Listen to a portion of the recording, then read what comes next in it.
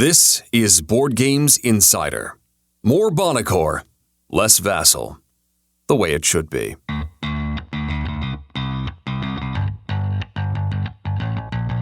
This is Board Games Insider, where publishers Ignacy, president of Portal Games, and Stephen Bonacore, president of Stronghold Games, discuss the hobby board game industry from the inside, providing you with news, advice, and a look behind the curtain into both of their companies. Ladies and gentlemen, here are Ignacy and Stephen. Hello, Ignacy, Portal Games. And this is Stephen Bonacore from Stronghold Games and Indie Games Studios. Ignacy, episode 106 is here with us. We're recording this on May 15th. We've got some great news or some interesting news to talk about. But before that, how you doing, man? I'm awesome. Today I'm recording from my office.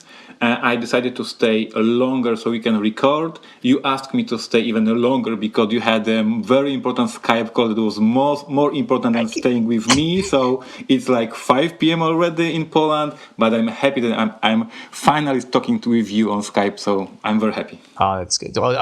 We had to change up the day that we normally record. We normally record on Tuesdays. Today is Wednesday, May 15th, as I just mentioned. I'm in St. Louis, or St. Charles, for Geekway to the West. A pretty big convention, nice regional convention here in the middle of the country. And I had to be on a call on Wednesday with those guys in Sweden that kind of make a very important game with me. That game about Mars, terraforming Mars, so very important. So I apologize for not being keeping you there from your dinner and things like that. I guess after this waiting 1 hour for you, I can get a free copy of this amazing game when it is finally released, or I can be in the rulebook in a thanks section. Thank you, Ignacy, for waiting. Easier for me to give you the free copy than for me to put you in that rulebook. So I'll get you a copy. St. Louis, I have no idea, nothing about St. Louis. Sorry for my ignorance, but I know that we described this city in the expansion for the Neuroshima role-playing game. And I have no clue what we wrote about St. Louis. I'm pretty sure that none of the writers was ever in St. Louis, but I guess it is very funny. But I have no idea what we created about St. Louis in the Neuroshima world. They're known for a very big arch, this big thing in the middle of the city that they built to, symbolize it. Like every city's got to have a landmark, so they built this beautiful big arch like 50 years ago. And they've got good food, like good barbecue and things like that. So a lot of beef here. So I'm hoping to go out and get a nice rib dinner or something like that. Be nice. Anyway, why don't we get to the news and talk to the fans about what is happening over at Portal Games? Yep, at Portal Games, 51st state reprint finally in America in a couple of days in every single good game store in America. It is always difficult to promote the game that is only a reprint, and we can talk about this in the future when fans ask us about this, how we cope with that. Old game on one hand, on the other hand there was a demand, so we had to reprint. So now we are posting once again all these amazing trailers and gameplays and reviews about the game, trying to promote it. And along with this reprint of the base game of 51st State, we have a new expansion, Allies expansion, on pre-order right now, but I think when the podcast will be online, it is already closed, so you have to just go to your local game store and buy this Allies expansion. So this is our new release for this month from Portal Games, and basically, of course, in the office, absolutely everybody is preparing for the big release of the next month, Imperial Settlers Roll and Write, our June release with the pre-release at the UK Game Expo. So my logistic is super focused that enough copies will reach Birmingham. Our marketing preparing assets to promote the game for UK Game Expo. Our development team did a surprise, and we have a special gift for everybody at UK Game Expo. And as you know, this is a roll and write game. So we have a sheet of paper that you write on. And in the development team, we designed a special dedicated sheet for Birmingham with the 6 buildings that are from United Kingdom, and you have the Stone Age, and you have bridges and all this kind of stuff from the architecture from England, so it is a treat for the fans at Birmingham at UK Game Expo. So like everybody was involved, like development, designing a special gift, logistic, doing shipping, production, of course, to have it on time, marketing, preparing us as like everybody's preparing for UK Game Expo. Everybody said that you are not going there. That's right. But well, yeah, that's a pity. But I will be there, so all the fans, just reminder, friendly reminder, all the beers that you had prepared for Steven, go to Portal Games booth, and I will bring them to Poland to my wife Mary. People at the airport, at the customs will be very confused when I have a lot of beer with me, but that's the plan. So this is what's happening. Great. And the last thing, of course, we are preparing for a Kickstarter for Pret-a-Porter. July 8th is our Kickstarter for Pret-a-Porter. Big thing for us because it's the first Kickstarter we are doing. I mean, I did 2 small Kickstarters in the previous years for my book, but it was just my private Kickstarter, my private a small thing, but this time the whole company is involved, and Pret-a-Porter is a big thing for us. So we are preparing with that, the prototypes and all that kind of jazz. And this is pretty much it was going on this week. For the next week, I will talk about Gen Con preparation, which already has started as well. Busy. Over at the Stronghold, we are preparing to launch. In fact, right after this podcast, right after the podcast drops, right before the podcast drops, we'll be launching Egizia Shifting Sands Edition on Kickstarter. So that'll launch Tuesday, May 22nd. I think this will be probably dropping on the 23rd, a week from today. I think that, if I did my math. Anyway, go to Kickstarter, check it out. That's the most important, right? That's right. Egizia Shifting Sands Edition, reprint with a built-in expansion to the game for all those who remember the original fantastic Euro game about traveling down the Nile. And I saw pictures. There's a new artwork. There's a new box size. Like there's quite a changes, right?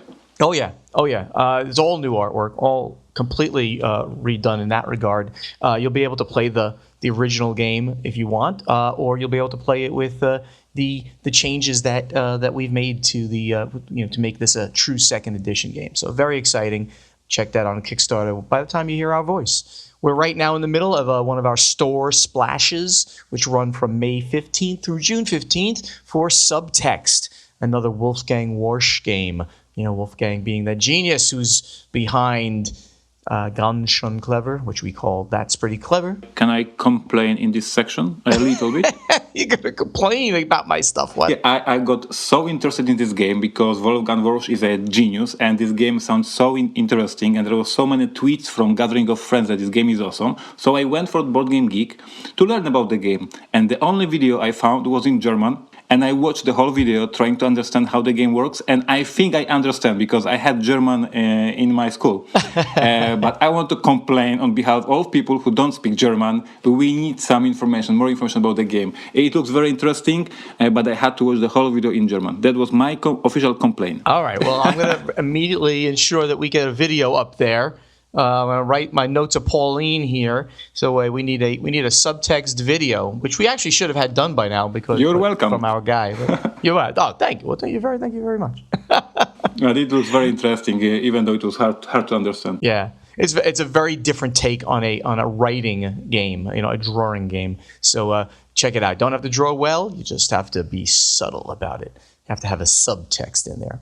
Other games that are available now or about to come out, also Second Chance by Uwe Rosenberg, which is a flip and write game. So we're doing a lot of these roll and write and flip and write, a lot of stuff with drawing going on and marking things off on paper.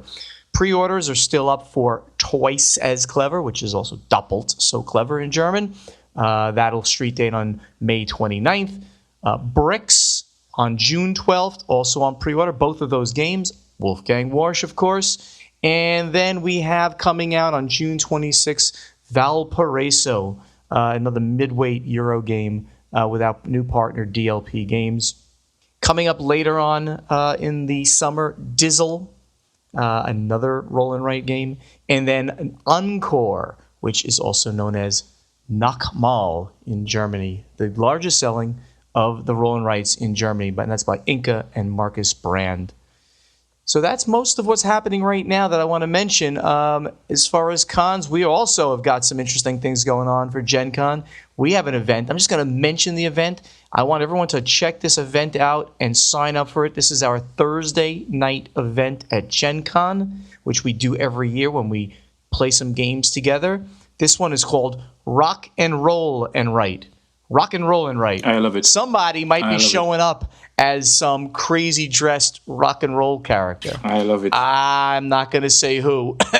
Me. And it's going to be a lot of fun. We're going to play some roll and write games, have some rock and roll music, and some costume play as we always do. So that should be a lot of fun. Ignacy, why don't we talk about the news now? Because we got a lot of interesting things to talk about. Let's go to the event deck. The event deck. Here's the latest news from the board game industry. We have a great news, but it is not a great news, it is interesting news. Let's start with that. So the first news item that we have that we actually pushed to the top because we really wanted to talk about this because it's breaking news for toys and board games. And this is about the trade war that is ongoing right now with China and the United States. So toys, board games, and dice will be included in the proposed, Chinese tariffs that the U.S. is going to be imposing. This is new because they've expanded the list of items. This is going to have an additional 25% tariff imposed on these goods coming in from China. There's a technical item number that these are imported under, and this includes the stuff that we import under. Public hearings on the proposal will start on June 17th, and companies will be able to speak about the impact of these things. So these tariffs are not imposed yet, but they may go into effect as early as June 24th, apparently. Ignacy, you wanted to really talk about this. I'm going to turn this over to you to talk a little bit about what you think the impact might be on the board gaming market. Yeah, I remember that we talked about this whole China trade war, many episodes ago, and it was about the steel, and we said it will not affect the board games because board games are not important. And here we are months later that actually it may be a huge problem for the whole industry, and I saw so many posts on social media from the industry. People who are really scared how much it will affect the pricing and all the production. I saw already posts that some Chinese manufacturer try to change prices for the production because they see that there's lots of confusion, so they try to earn some additional money. And the timing is terrible because just before Gen Con, so everybody is like in a rush. And like this is disaster. Like I don't know from the American politics. As far as I understand, this is a proposition that these tariffs will be introduced, but it is not yet decided. Is that true? That's exactly what the article says. Yep. And the question is how much this public hearing might change the suggestion. Like if this is possible that after public hearing, they will be okay. We understand your argument. We will not give these tariffs. Or okay, we heard you, but we have a war. We have to do it. So I don't know if this public hearing makes any sense, or this is just like, we have to hear you, so we will hear you, but we don't care. Yeah, very often in American politics, that's exactly what happens. We have to do this, but then they've already made up their minds, and it's going to happen anyway. We're all just hoping that this crap just goes away, right? That they make a deal. All politics aside, as in American politics, we really simply, as a country, we want this stuff to go away. We want good relations with the Chinese, a very powerful nation. We don't want this hanging over our head, and we don't want silly retaliatory nonsense to be going on, for years to come with this. From a perspective of the industry, it certainly could have an impact on prices. We're tariffed to mind this. We're taxed. The import taxes that are added on the cost of the game, so not on the on the production price of the game. So if you think about it that way, if they're adding a 25% tariff tax to the production cost, that's not like taking the MSRP and adding 25%, right? So you're not taking the higher number and adding 25. You're taking the production cost and adding. That's definitely going to impact profitability for us and potentially add to the amount of money we need to charge, changing the MSRP. But we're not going to be. It's probably not going to be 25% more. We're going to have to see what happens. It's not a good thing. I'm optimistic that an agreement will be made before this, but not good. I don't think it's the end of the world as we know it. For us, we just have to see how it all plays out. Here at Portal Games, we print games both in China and in Poland. And for me, just as to be sure that everything is good for me and fine with my company, our production manager, Greg, I mentioned him a couple of times already in the podcast, he's meeting with the manufacturers here in Poland to make sure that everything is fine and that we will not hear that because of the changes in the industry and we have new customers from America, so Portal Games, we are not printing you anymore. So we want to make sure that any mess that will come up with these tariffs will not, influence here our operations in Poland, because it may be a situation that Stronghold Games, for example, says, okay, so I'm not printing Terraforming Mars in China, I will print it in Poland.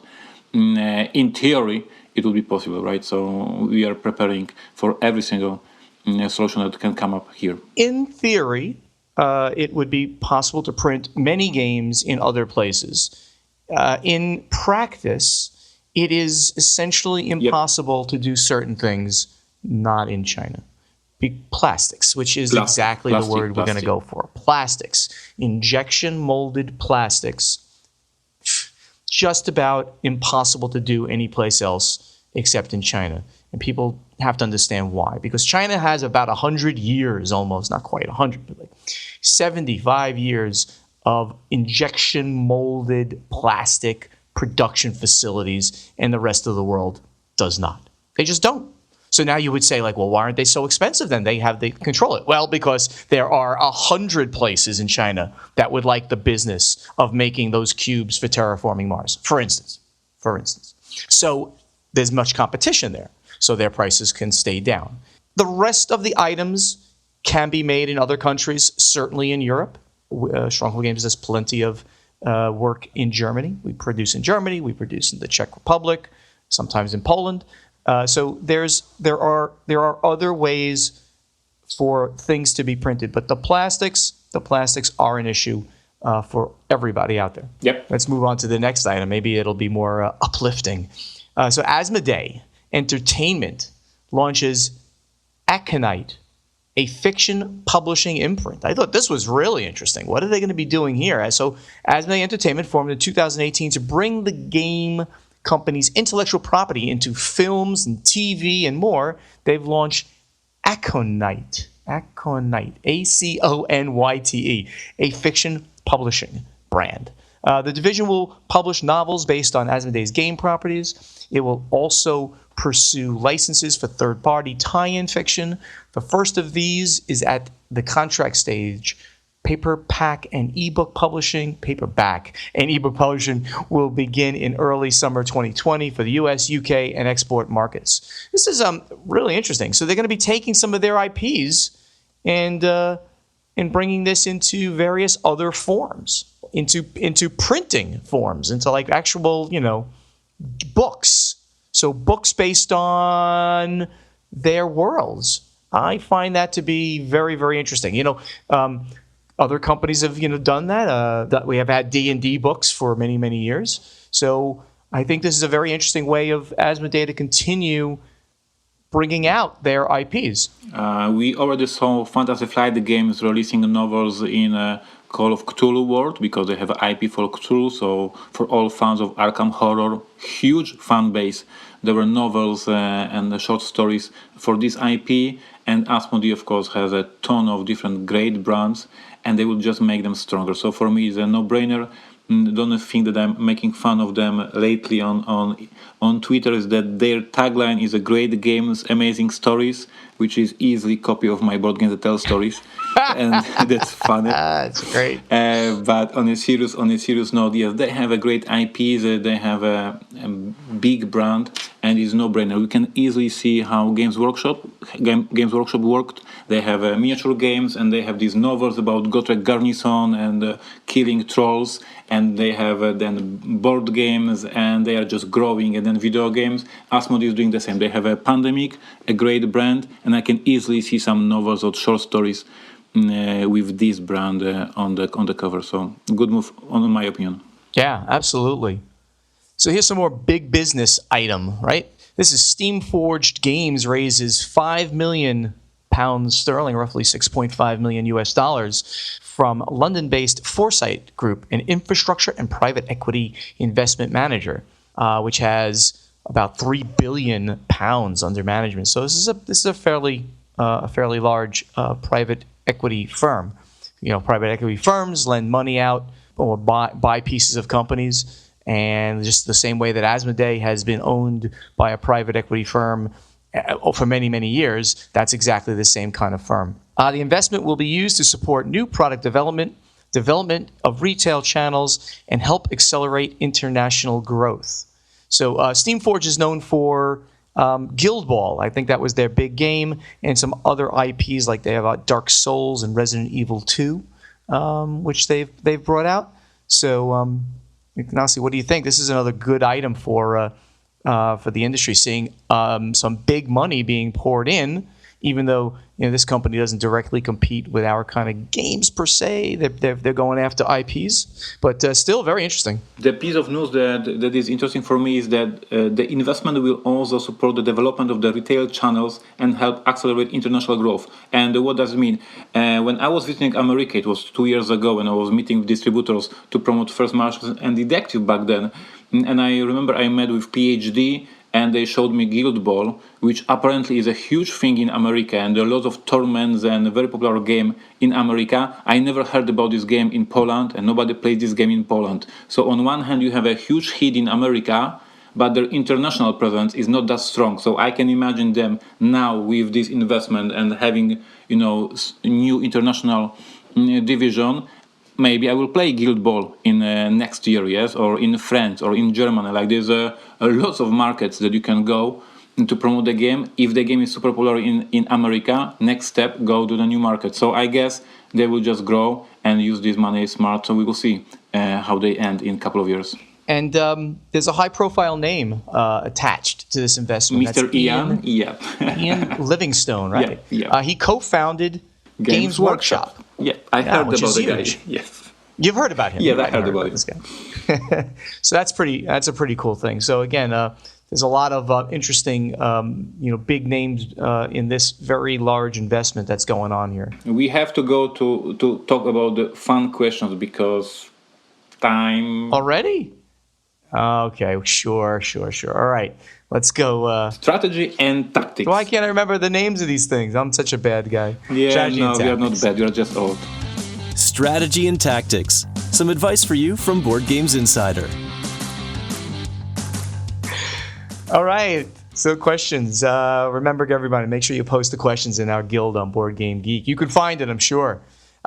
So Pancho Varas, who's Pancho Varas on BGG, asks or says, "Hi, I have a question to each of you related with making changes on games that sell very good. To Ignacy, why did you decide to change the art of Robinson Crusoe? Did you get any complaints about the old one? And to Stephen, the Asmodee's edition of Survive Escape from Atlantis is called The Island. Yes, it is. At least in my mind, and I know you are 100% aware of that, it's not a good strategy when you are trying to potentiate, I guess he means, keep the Survive brand going. So the question is, why did you allow them to change the name of the game? Thanks a lot for keeping podcasts going. So Ignacy, why don't you talk about the artwork for Robinson Crusoe? Yeah, that was a very simple decision, and the answer is very simple. Rights for Robinson Crusoe were in the hands of Zeman Games for 5 years, and then finally the rights get back to Portal Games, and we are going to reprint our edition.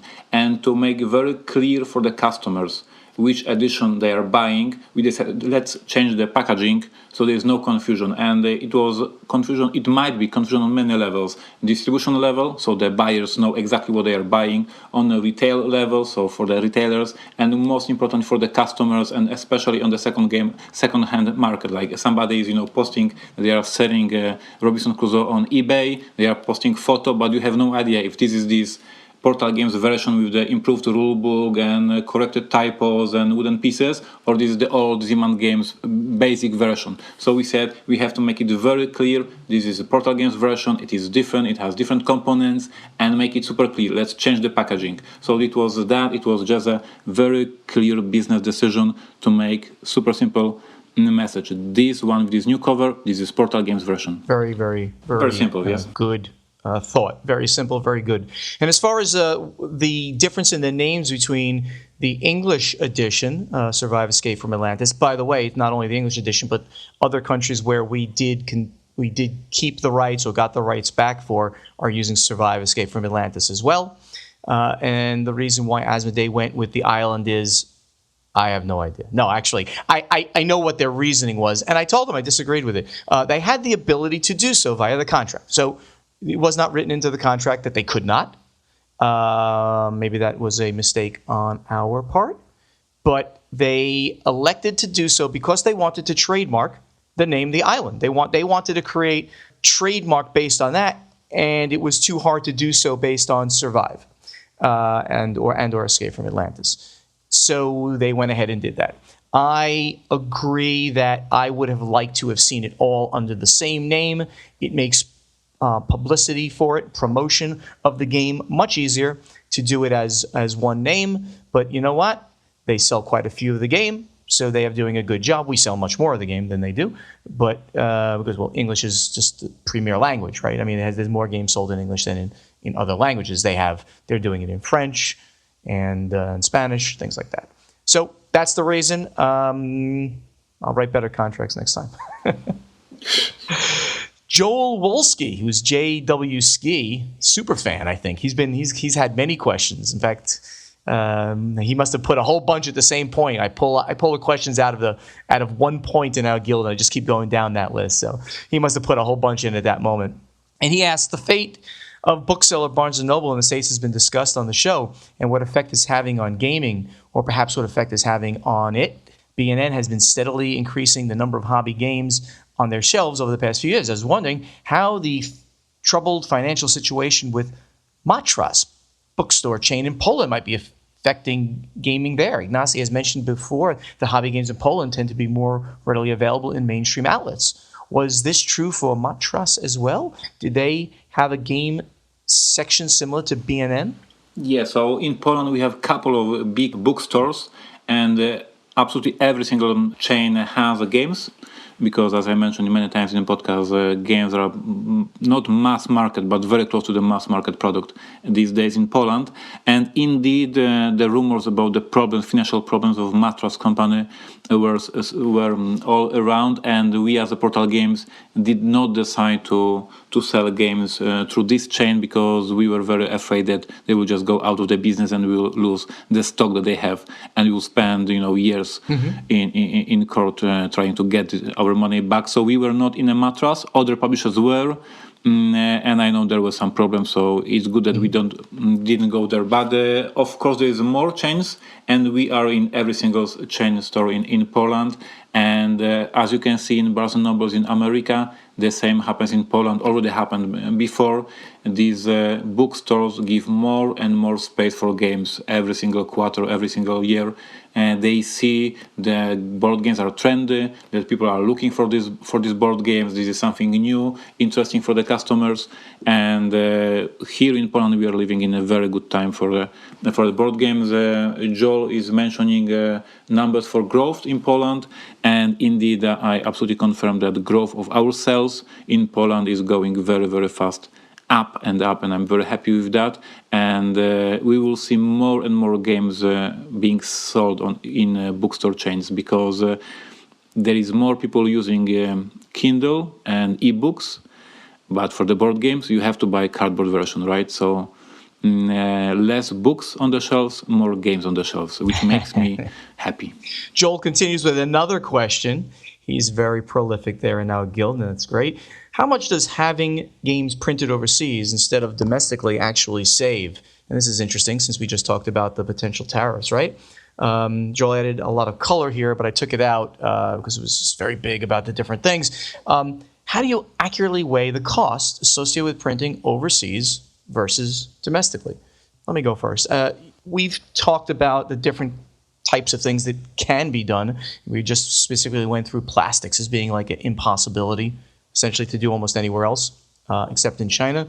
To figure out if you can print in the US or in Europe or in China, I mean, it's pretty simple. You send out multiple quotes to all of these printers. We will quote Ludofact USA. They have a USA production facility now. We'll quote EFCO, who's in the Czech Republic, Ludofact Germany, several Chinese printers. The numbers come back with a number, and you then compare those numbers. And if I got to get the 5,000, let's say, games from China to the US, I know an approximate amount of money that's going to cost me. And I also know that I have to move games around. Even if I do it in Ludofact USA, I got to move the games from that factory to my warehouse. So there's a cost there as well. So it's easy to simply say, you look at these figures, and this is the least expensive place to be, and I know that the quality is good. So we would probably go with them. If I needed fastest to market, I probably would do it at Ludofact USA. If I absolutely needed to get it fast, obviously doing it there is going to save me 3 weeks at least, coming over from Europe or China, maybe 4 weeks from China. So it's quite an easy thing to do to figure out those different costs associated. Ignacy? Yeah, so of course we cannot give the precise numbers how it differs, but of course in China the prices are lower. It is obvious and is common knowledge, but it is not the case of the no-brainer that you always print in China because these prices are so awesome.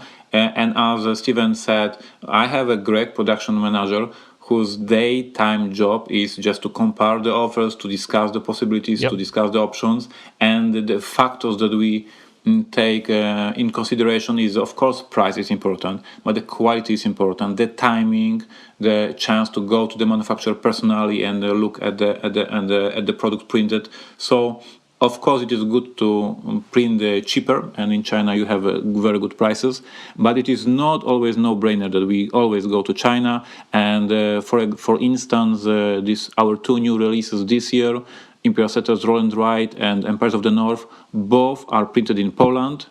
I prefer to print it here in Poland. I know that it will be great production. I know I will have it on time, which is important because we are aiming at the UK Game Expo and we are aiming at Gen Cons, which is very important to not miss the convention with the release because it will be disaster. So I prefer to print here. And even though it probably would be a little bit cheaper in China, I would say time saved and being sure that the quality is the highest possible, I prefer to print it in Poland. Perhaps for the future reprints for the game, I will use China. So it is for every single product we are doing. As Steven said, we are considering different partners, and we debate, and we choose one of them. Right, exactly. Last one question. Last one? You're so mean to everybody. Yeah, sure. Thank you so much. Scott Hill, who's Scorpion 0x17 on BGG. It's a question for both Steven and Ignacy. Do the numbers we see coming from board game Kickstarter suggest that traditional distribution methods are failing to reach the full extent of the existing player base? We talk about the reasons for doing Kickstarters a lot here, especially Stronghold Games starting to do them now. There are several reasons. Kickstarter is a huge marketing event. Gamers' eyes are focused on it like crazy. You can reach a whole nother level of people there. And of course, you can get additional dollars from a Kickstarter because you're getting a higher percentage of the money. So there's many reasons. And yes, the standard distribution channels are having an issue bringing with all of that product that's coming out. That's probably the biggest problem in standard distribution. There's so much product coming out that they are having a problem getting it, stocking it, and getting it to retailers. And then retailers are having a problem because there's too many things to choose from. So it's sort of a vicious circle with the number of products coming out. And Kickstarter is one single place where so many board gamers' eyes are focused upon, and therefore it becomes an important option for many games. Ignacy? Yeah, of course, I live and I operate here in Poland, so I don't have a full knowledge, but my gut feeling is that this statement from Scott is true, that distribution is not reaching all gamers in, let's say, America. And I would say, but this is my gut feeling, okay, so this is, I have no data to prove it. Distribution has this traditional level, concept that they provide games to the local game stores. This is a way how the distribution works. They buy the product from the vendor, from the publisher. They sell it to the retailers, right? But there is so many gamers out there who don't live in a city with a local game store, who live in a smaller city in some area, and they don't buy games in the local game store, and therefore I guess they buy online. And buying online, Kickstarter is a great tool to buy online because you have all these stretch goals and all these additional things. So as Steven mentioned, it's a great event. So if you don't have a local game store around you, you are taking part in the event that is Kickstarter. You are going there, you are checking what games are released, what's interesting, what you can get more than in a regular release. So I guess there is a ton of gamers who are buying games online, and they don't care about distribution because they are looking for the games on Kickstarter. That's right, exactly. But we have no data to prove it. Like, this is just gut feeling. I think. Because Ignacy's so mean, we have to go to. Yeah, thank you. Say it once again, like mention it twice. Let's make a jingle out of this, like Ignacy is mean. He's a mean guy. Ignacy is a mean guy. Oh my God. I love you, man. All right, let's go to the final scoring. Final scoring. Let's find out what's happening at Portal Games and Stronghold Games. Thank you, everybody, for listening. As always, go to our guild on Board Game Geek and make sure you post those questions there. We love hearing from you there. We have a Facebook page that's just for this podcast. That's Board Game Insider. And, of course, the Facebook page is for both Stronghold Games, which is /Stronghold Games, and Portal Games, which is /Portal Publishing, because Ignacy didn't want to use Portal Games. I don't know why. Anyway, the company websites are... It's a long story. The company websites, strongholdgames.com, portalgames.pl, and the new portalgamesus.com. Check them out. We keep them updated. We show you the new games that are coming out.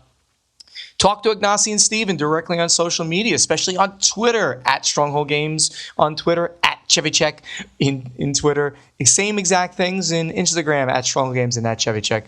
And on YouTube. I have an idea. Like, if we can talk directly to people, can we talk to Mr. Trump on Twitter that we don't want this tariffs? Well, he has a Twitter account and he constantly uses it. So sure, Twitter. You can go tweet to him if you want. I don't know. The Secret Service might be looking at. I don't know. Don't they? I'm not even going there. You do what you want to do. I'm just keeping my head down and doing my job. Upcoming conventions. Hey, I'm at Geekway to the West. And, of course, soon after that, BGG Con Spring. Ignacy's going to be over at the UKGE in early June. My first flight this year. I already am stressed. Like, I'm crazy. Like, I'm already stressed. yeah. This sucks. This flying. And then, of course, we have Origins in the middle of June. And the Dice Tower Con on the East Coast in Orlando. Can't wait for that. Share all this information with your friends. Make sure they listen to the podcast too. Ignacy, do we have something secret to tell people? I thought we don't have, but I see something that I don't understand in the show notes. So what does it mean? I did. I said, remember I mentioned at the top of the show, I said that we're going to be doing the Gen Con event, the Rock and Roll and Write. Okay. And I said that there'd be somebody costumed up. I didn't say what say what it was going to be, but you see here, I have a friend of mine. I have a good friend of mine who does an Elton John tribute band. He's called Elton Dan and the Rocket Band. He's really good. I mean, he's professional. This is what he does, and he travels around. He actually has another job, but then he travels around doing an Elton John tribute band. Well, I've borrowed a couple of costumes from him. So yours truly, Steven Bonacore, will be dressed up as Elton John at the Rock and Roll and Write. And yes, let me tell you, these are some serious crazy Elton John costume. So I'd like to say, this is my official statement, that I believed that when you were promoting Flamme Rouge, it was the record, but I see that we have a new record with you being Elton John. Like, Flamme Rouge will be old news. this one will top that costume, I guarantee it. That one was an ugly one. This one, I'm gonna look awesome. So come check out that event at Gen Con. Those Gen Con events should be posting pretty soon, so you can sign up for them. I think they might have gone up already. Yep. I'm not sure if you're able to sign up yet for them, but check it out and come see us Thursday night, 7 to 10 o'clock, I believe it is, at Gen Con for the Rock and Rollin' Right. Thank you, everybody, for listening. Thank you, Ignacy. Speak to you in a week. Thank you. Bye-bye. Bye. Thank you for listening to Board Games Insider with Ignacy Chevicek and Stephen Bonacore. Board Games Insider has been made possible by you, our listeners and hobby board game enthusiasts. Ignacy and Stephen thank you greatly for your support of their companies and the hobby board game industry. Follow both Portal Games and Stronghold Games on Twitter, like both companies on Facebook, and sign up for their newsletters on portalgames.pl and strongholdgames.com. Please join us next time on Board Games Insider. You're listening to the Dice Tower Network, the home of smart people, insightful board gaming commentary, and Ignacy Chevicek. Find out more at dicetowernetwork.com. Network.